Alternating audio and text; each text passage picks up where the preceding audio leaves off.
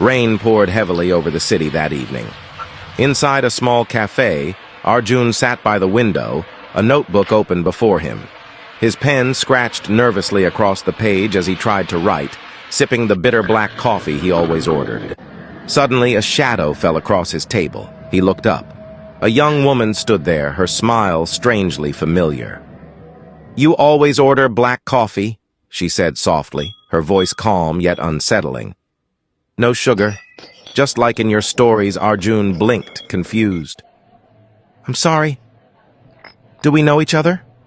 The woman leaned closer, her eyes locking with his. "I know you better than anyone. You wrote me. Remember?" The words sent a shiver down his spine. Thunder rumbled outside, and the pages of his notebook fluttered in the wind. He didn't answer, and when he finally dared to look up again, she was gone. That night, at a lonely bus stop, Arjun waited, trying to shake off the strange encounter. The street was empty, lit only by a flickering lamp. Then suddenly, she was there again, standing beside him as if she had always been. "Why are you following me?" Arjun asked, his voice trembling. "I'm not following," she whispered, her expression unreadable. "I'm living. You created me, Arjun, and now I want my ending." A bus roared past. When it cleared, the street was deserted. She had vanished into thin air.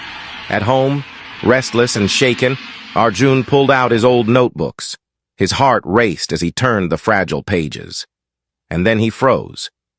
There she was. A drawing, rough and incomplete, but unmistakable. The same girl he had met. Her face was staring back at him from ink written years ago. "Impossible," he whispered to himself.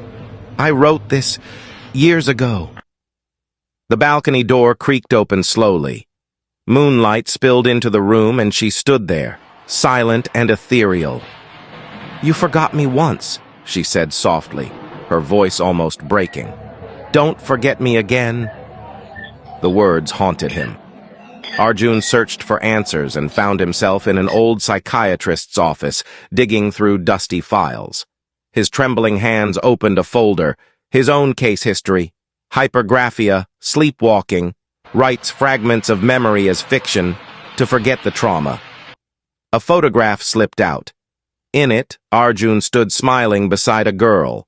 Her eyes, her smile, it was Maya. She had been real. She was not a character, not a dream. She was someone he had loved and lost, someone his mind had erased to survive. By midnight, he found himself on the shore of Marina Beach.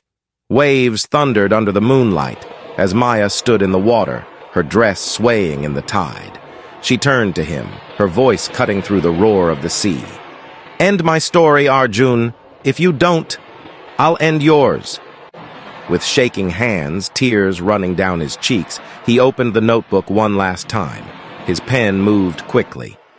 Maya walks into the ocean, smiling. As the ink dried, she gave him one final look, her lips curling into a soft smile before she dissolved into the crashing waves.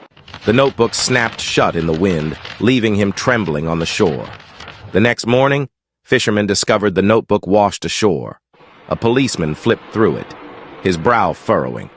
The last page was almost blank, except for a single line written in delicate handwriting that was not Arjun's. This story isn't over. Back at the cafe, sunlight streamed through the window. Arjun sat in silence, staring at his untouched coffee. He lifted the cup slowly. In the reflection of the glass before him, she appeared once more.